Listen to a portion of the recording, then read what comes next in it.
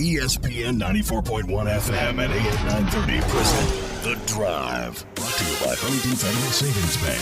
Local then, local now. Member FDIC.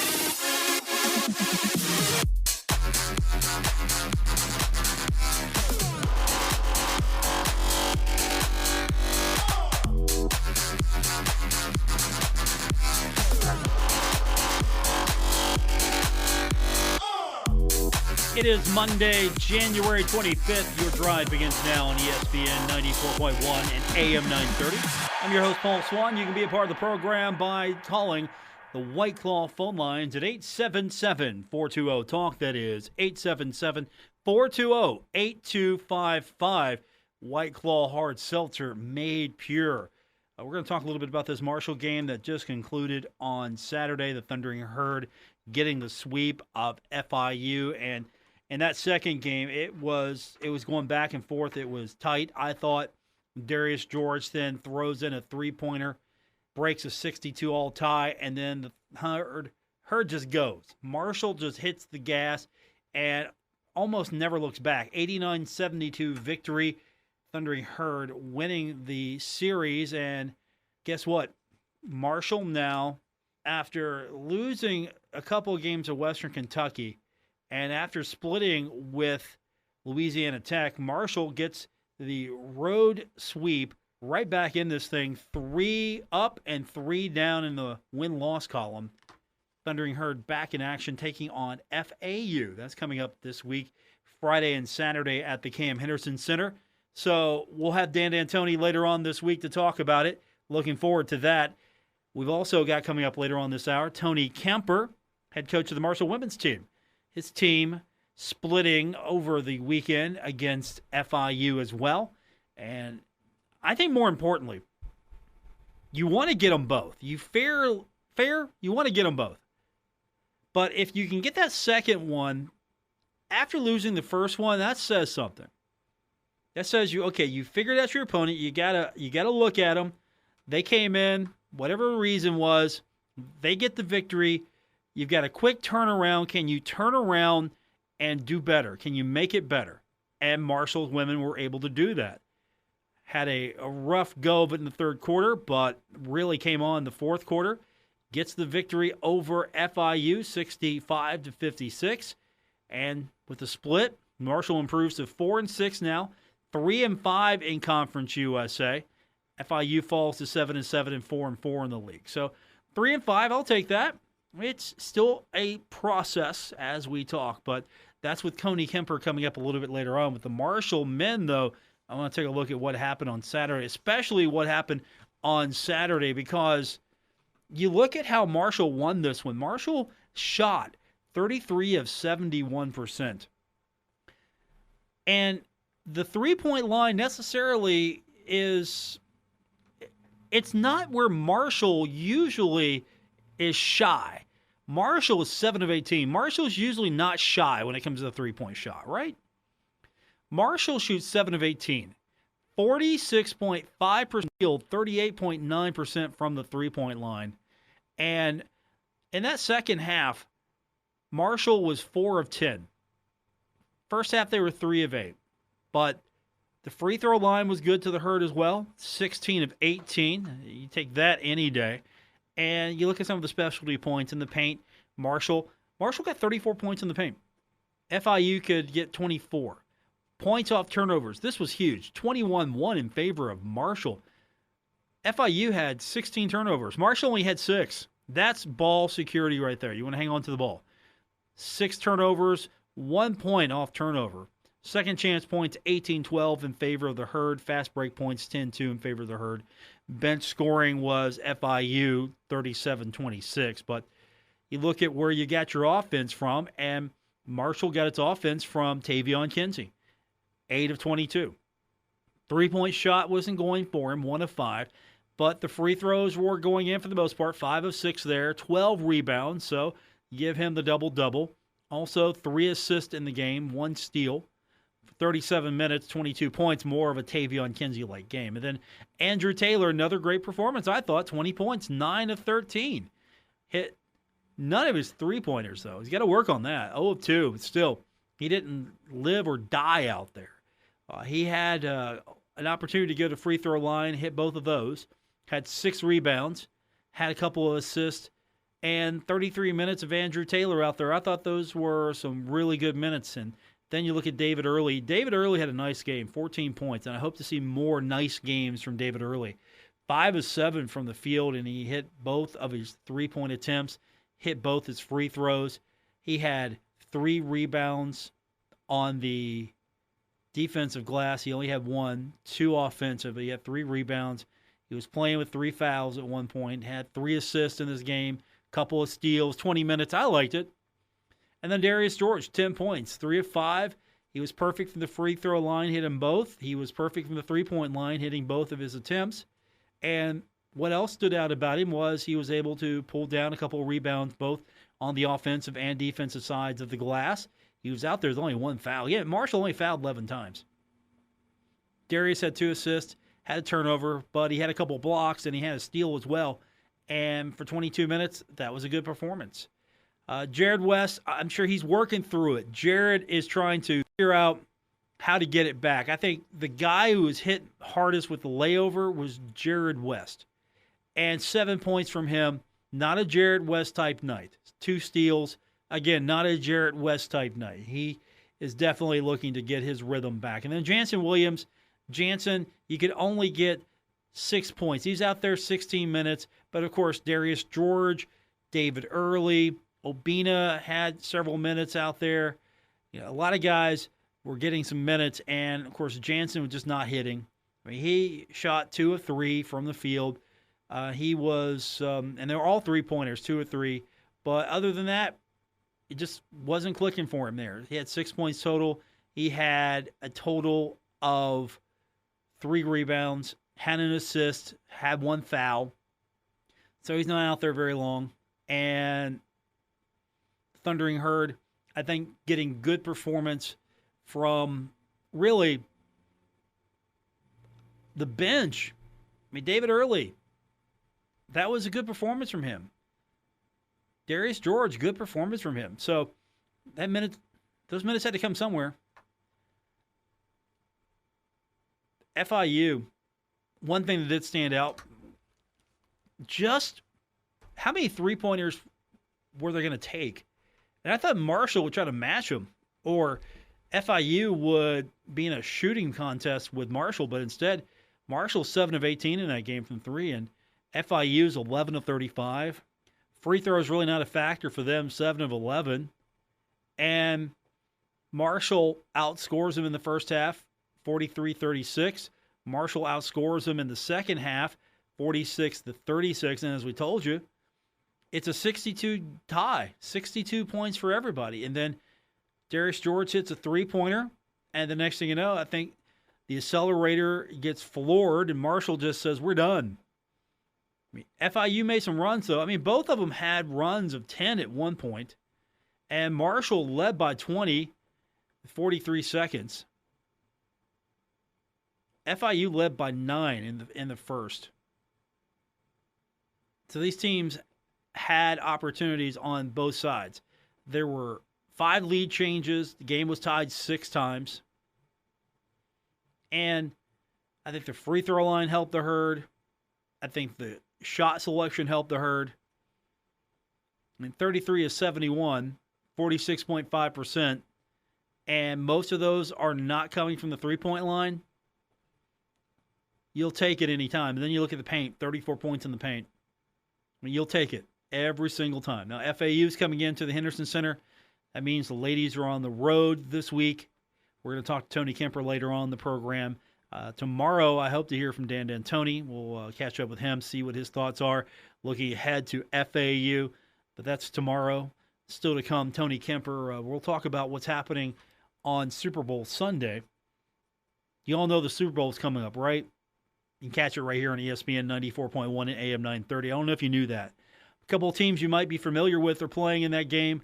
There's a coach. He's on the Tampa Bay squad. You might have heard of him. He used to go to Marshall. We'll talk about that when we continue with today's edition of The Drive on ESPN 94.1 and AM 930. This is The Drive with Paul Swann on ESPN 94.1 FM and AM 930. Presented by Huntington Federal Savings Bank.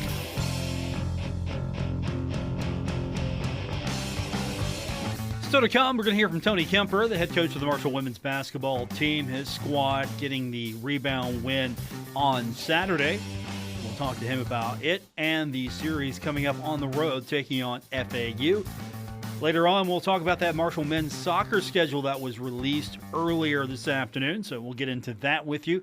And, of course, your phone calls at 877-420-TALK, 877-420-8255. Anytime you want to be a part of the White Claw phone lines, that's the number you got to dial to get into today's edition of The Drive. So, Super Bowl's coming up here in a couple weeks. We're going to have that broadcast for you on ESPN 94.1 and AM 930. And your defending champion, Kansas City Chiefs, are back. Beat Buffalo 38-24 in the AFC Championship, and then do something that I can't believe has never happened. Not beating Green Bay. It was a fun game, but beat Green Bay, win the NFC Championship 31-26, and then become the first team with the opportunity to play a Super Bowl in its home stadium. So the Super Bowl is taking place on February 7th at Raymond James Stadium in Tampa, Florida. They have played this thing 55 times, right? 55? And there have been 25 venues that have held Super Bowls. So it's rotated a few times. It's gone a couple places. But this thing has never featured the home team, as in the tenant, in the game itself. Now that's a completely different dynamic, right? I mean, the crowd's going to be a little different. It's not going to necessarily be your home crowd, but it's going to be your home crowd to a degree. And with COVID-19 and the pandemic still prevalent throughout the country, and the restrictions or the guidelines we're all following right now, or trying to anyway, what's the crowd going to be like? How many people are going to be in attendance? What is that crowd going to be made of? What's the composition going to be? I mean, is it going to be a lot of people who just spend a lot of money to get to the game? Will it be real hardcore Tampa fans? Is it going to be Kansas City Chiefs fans getting an opportunity here? What's the composition of this crowd going to be? And something else to keep in mind, I mean, either way it goes, you can be the home team and you get the comforts of being the home team, or you could get relegated to the visiting locker room and go, hey, sorry, you're the road team here. What? Okay. That sometimes puts a chip on a team's shoulder. You got to go in the visitors' locker room, because let's be honest, visitors' locker room's never as nice. Never. It's not as nice. It's adequate. It's sufficient. It's okay. It's vanilla. Here it is. Here's the locker room. It's not as if the home team's going to go out of its way to make sure that the visitors' locker room is anything other than standard and passable. Fair to say, passable.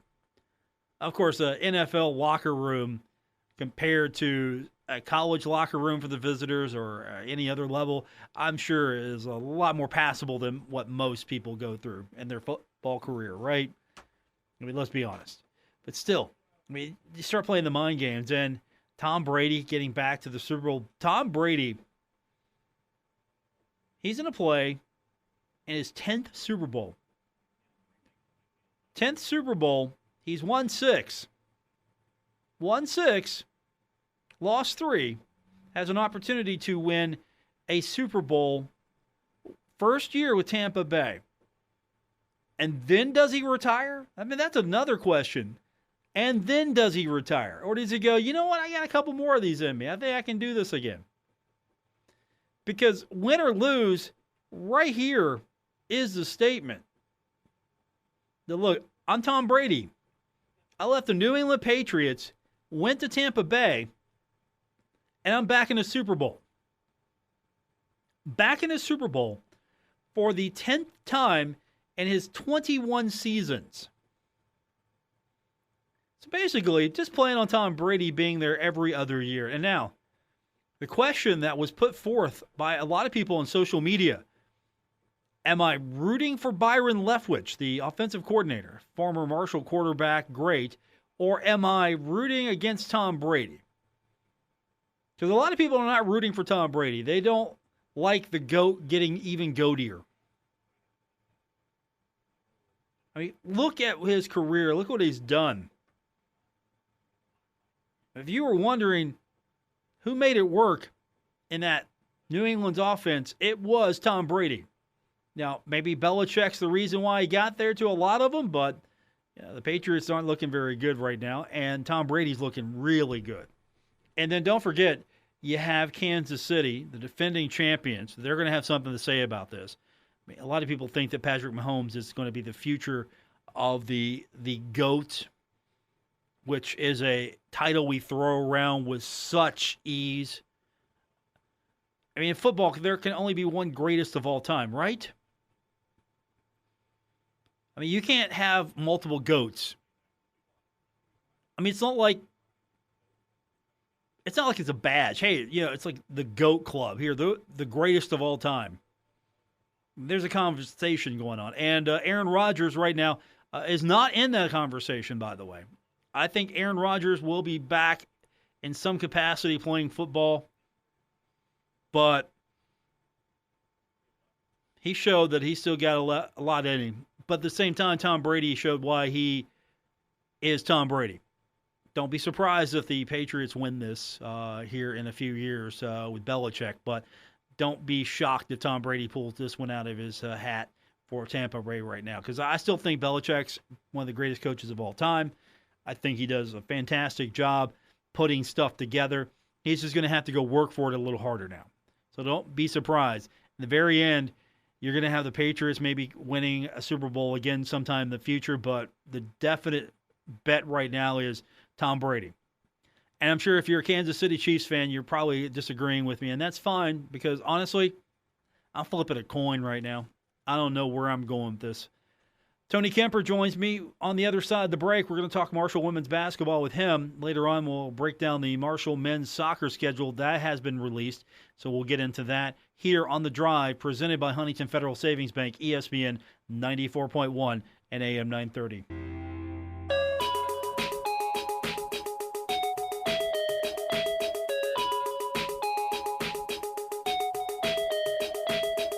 This is The Drive with Paul Swann on ESPN 94.1 FM and AM 930. The Marshall women get the victory Saturday over FIU, 65-56. Split the series with the Panthers. And joining me now to tell us more about it, the head coach of the Marshall women's basketball team, Tony Kemper. And as I was saying on the show earlier, you don't want to lose them both. And if you have to lose one, you'd rather lose the first one than the second one, because I think the second one shows you were able to bounce back, adjust, do whatever coaching magic, whatever player magic, right? Is that where it's going here? Well, I mean, it sounds like you're trying to give me credit for the second day, so I'll take credit whenever we can. But I guess the flip side could be I need to get them ready to have a little better performance on Friday. But I know it was an important game for us to bounce back and play at a higher level, and we certainly did that on Saturday. Against the team which you and I talked earlier in the week, that was a challenge as far as just how they play and the press, and we just hadn't seen that this year. And, really, I was really happy with our team's ability to adjust, to maybe make a couple alterations, in a window that's pretty tight, and figure out a way to play much better and get a win on Saturday. So we'll take it. We need to find a way to get us a piece, and that certainly would help us in conference standings and things like that going forward. Hey, to give you credit, you hadn't seen it, so the first game basically, whatever you threw out there, it was going to be new to you, right? I mean, at least for these players, you go out there, you see what they throw, and then you take that punch, you come right back. I think that's the testament right there. Yeah, to be honest with you, I think the biggest adjustments were made on the defense end. We just didn't guard them very well on Friday, and probably a better. We kind of had an idea of how they were going to try to get us. We just didn't do a very good job of taking that stuff away. And I think on Saturday we made it much more difficult for them to get the shots they wanted. And then, when you're playing a pressing team, they're not scoring as much. They're not in that press as much. And that, those kind of things, that's kind of the stuff we had talked about all week about how to maybe make it a game that looks like how we want to play instead of them. And I think, Friday, it's probably fair to say they dictated things, and on Saturday we did. So probably says a lot about the maybe the parity of our side specifically in our league. I think it's very tight. We Charlotte is undefeated in our league. We played them to overtime on their floor without two of our starters, and just things like that. I don't think there's a lot of difference in a lot of those teams, and we're doing our best to work through all this stuff and try to get some rhythm to our season. And I know it was great to bounce back and play good on Saturday. Are you finding that in this new format, going back to back, that it's going to be hard to get those sweeps? It's not happening as much across the board. You look at how these games turn out. The team wins the first one, not necessarily going to win the second one. Yeah, I think that's been a little bit typical of our series for sure. Is that game?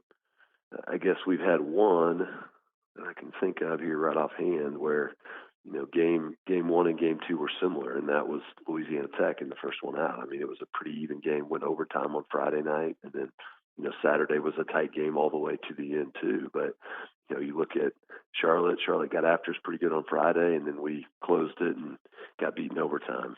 Western was night and day different, the team that we played here versus the team that we played over there. And then, this weekend was something like that as well. A 25, 26-point turnaround between, in our favor between Friday and to Saturday. So it's definitely unique. And I think if we could figure out a little bit better some of these weekends how to play that first night, I think our team seems to be doing a good job on Saturdays of kind of figuring out what we're going to change and going and getting it done. When you come out of the gate a little bit hotter on these Friday night games. Tony Kemper joins me, the head coach of the Marshall women's basketball team, splitting the series. Now, you mentioned you're back on the road, so you've got two. You're going down to Florida. I'm looking out the window right now, the studio window here. It's nasty, so I'm sure you're not looking forward to going down to nicer weather. I just feel for you. Well, I really feel for you. Yeah, South Florida typically in January, February it's miserable down there for us when we get on that plane, and it's muggy when you land in Florida. We don't do well down there, but it should be nice. We should enjoy the break, and yet at the same time I like it up here in the wintertime. It's basketball weather.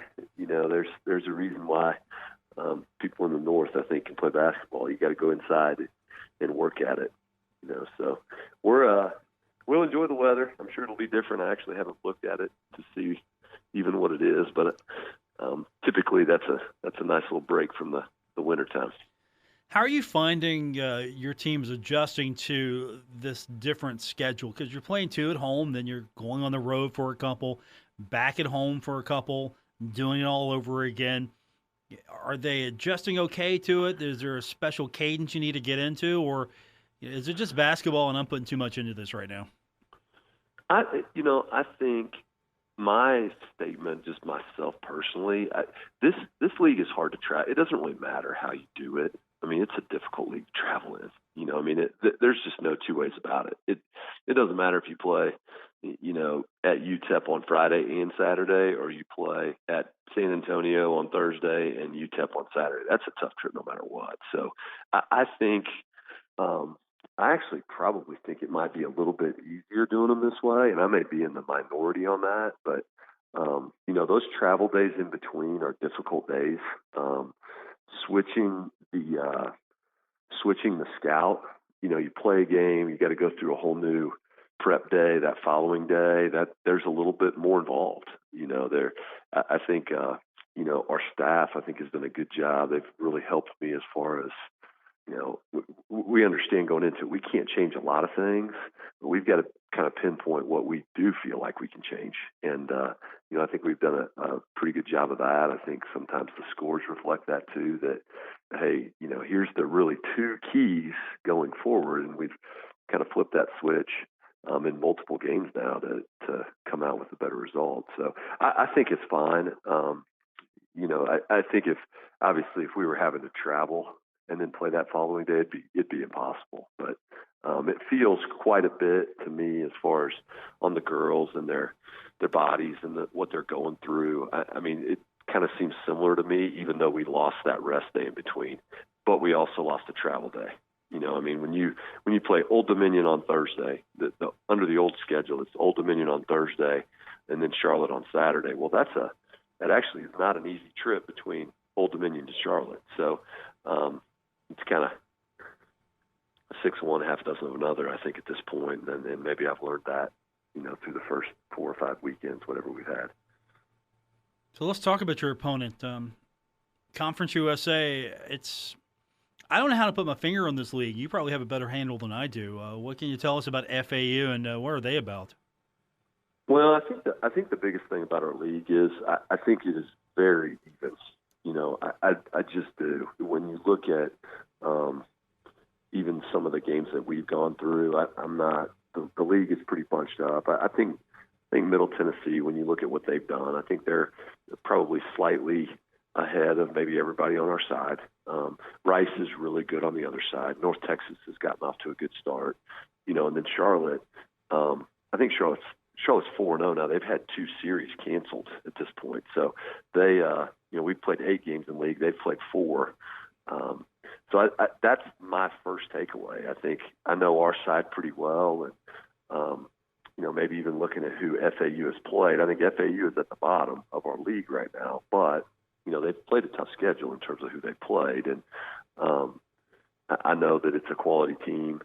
They've got a guard that's probably as electric as any guard we've got in our league, and that's Iggy Allen, and she's going to cause us all weekend, and she's kind of one of those players that you're going to try to take things away from her, and she's so athletic.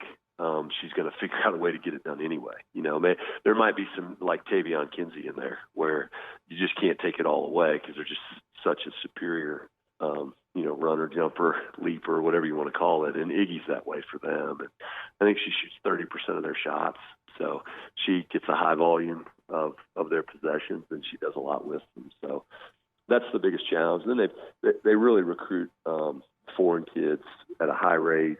So skill and shooting and things like that. So it's kind of stretch the floor, and then they've got a player that can really get at you from all 3 levels. So it'll be a challenge. A year ago, we actually got them pretty good up here, and they got us down there. So, I think it's obviously going to be a tough series, and having to go on the road to do it makes it that much tougher, I guess. Tony Kemper joining me. The ladies are on the road. FAU, you're going to be on the road. The men will be back here. It's been fun. I'll say this much: it's been fun. Just we get to see you both on Friday and Saturday, so that's one plus. I enjoy it, but it's been tough, man. It's been tough just trying to. This league is tough. That's all I can say. This league is tough. Yeah, I got nothing. It is kind of interesting how. It feels like there's a lot going on the weekends, with us and the men, and we play head to head a lot more than we used to do. Usually those Saturday games a year ago, a lot of times the men would play after us, so maybe we'd be on the road and I'd be watching their game on my phone, on the bus on the way to the airport and things like that.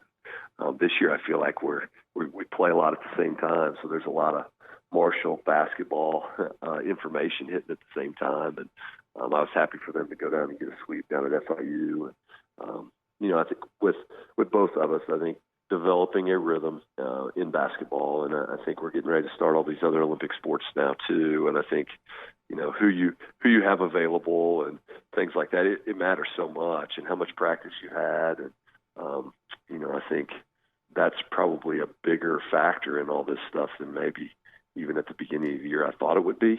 That makes it challenging from one week to the next. And it's our league is good. I'm happy with, I think, the safety stuff they've put in, and it's, you and I talked a lot in August, September about, what we get here, and I think when you look at all the challenges, I think so far, knock on wood, I think we're doing a decent job of putting it together.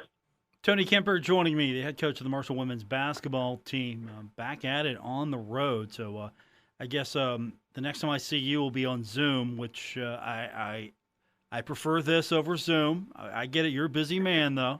I mean, you're probably busier than the new football coach. That's how busy you are. There's no way I'm busier than Coach Huff. He's got quite a presence, doesn't he? I mean, it's been really neat to see his excitement for Marshall and being here. And actually haven't met him yet, but boy, I'm excited to get to meet him. And I'm a huge. That's one of the things I love about coaching here. I played high school football long ago. Almost played in college, but ended up going basketball. So that's a sport that I certainly like, and I'm excited to see what he puts together. And there's certainly a lot of buzz around here for him and what he's got going on. So that's nothing but good things, I don't think, coming out of that.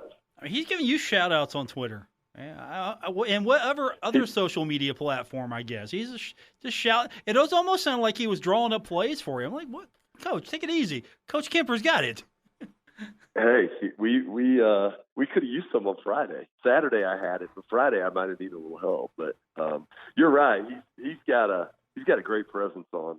You can tell he's marketing and stuff of his program and branding. I think he's really good. And I think when you come from a place like Alabama, I think obviously they that's important to what they're getting done and the recruiting level that they've been at and things like that. And you read enough about him, you figure out he had a huge part of that. So it's been neat to watch how he does what he does, and I think over time there's definitely some stuff that we can learn as far as how he puts things forward.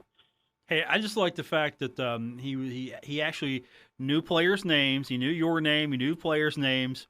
Right off the bat, I'm like, okay, all right. He's done some research here on the women, so very good for him. That's right. He's done his homework. No question. Prepared. He's prepared. Good luck this week. I will talk to you soon on Zoom, I'm sure. But good luck this week. Let's get that sweep this time. That way I can talk about how brilliant you were on Friday and Saturday. I'm with you. Yeah. That would be good.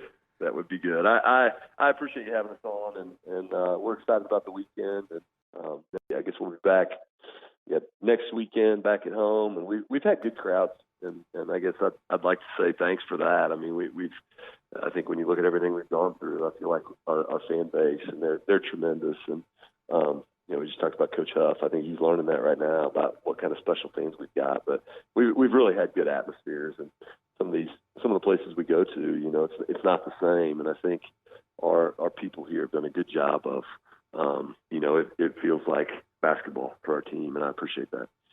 Good luck, Coach. I'll talk to you soon. And again, we're planning on a sweep this week. No pressure, but we're planning on a sweep. Let's get it. Let's go get it, man. Thank you. Tony Kemper, head coach of the Marshall women's team, sweeping FAU this weekend. I've already put it on the schedule. It's going to happen. We will talk about the Marshall soccer schedule when we continue with today's edition of The Drive on ESPN 94.1 and AM 930. This is The Drive with Paul Swann on ESPN 94.1 FM and AM 930. Presented by Huntington Federal Savings Bank.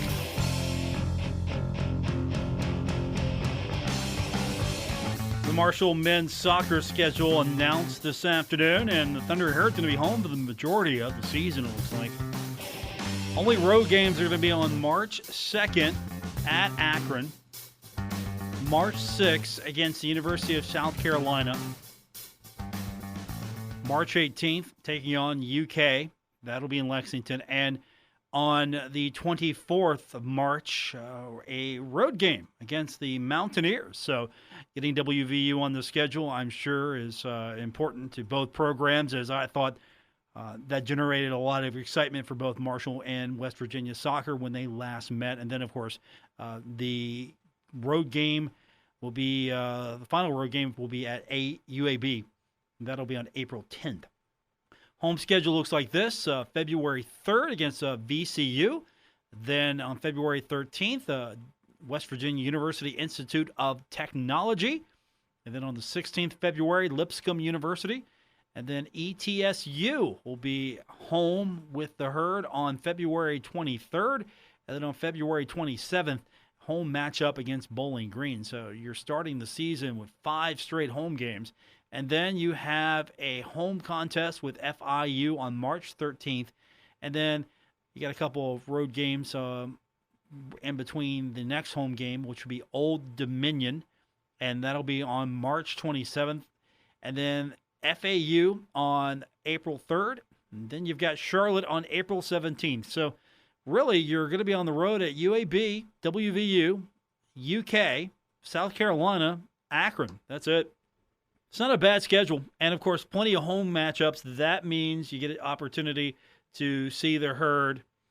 They should be fun again. It's been a while since we have talked Marshall soccer, just because of the way these schedules have been playing out and trying to figure out how to schedule all of these sports and do it safely. And there was that moratorium for a while, but you've got the schedule, meaning we're getting closer to some semblance of normalcy.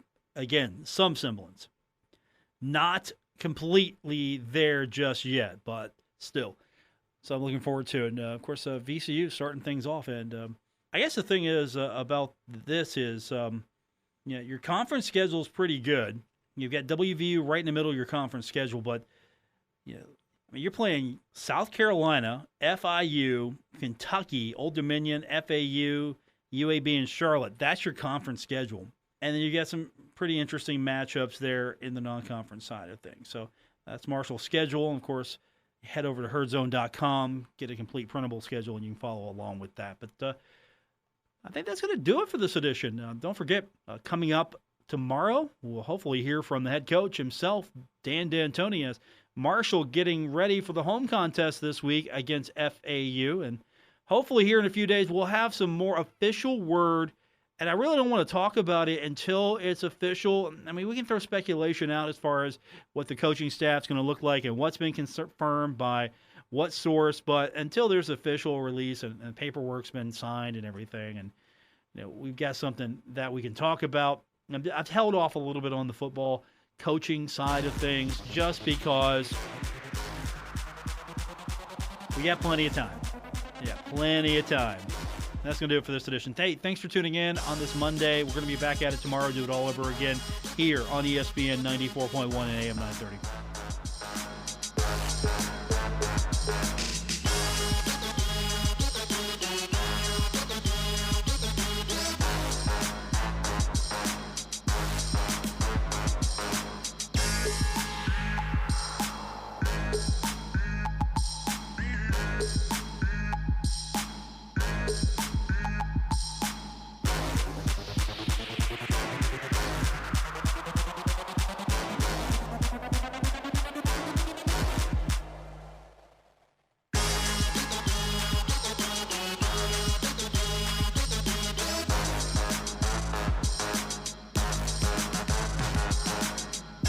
WRBC Huntington, W227BS Huntington, your flagship home of the Marshall Thundering Herd and The Drive with Paul Swann, ESPN 94.1 FM and AM 930.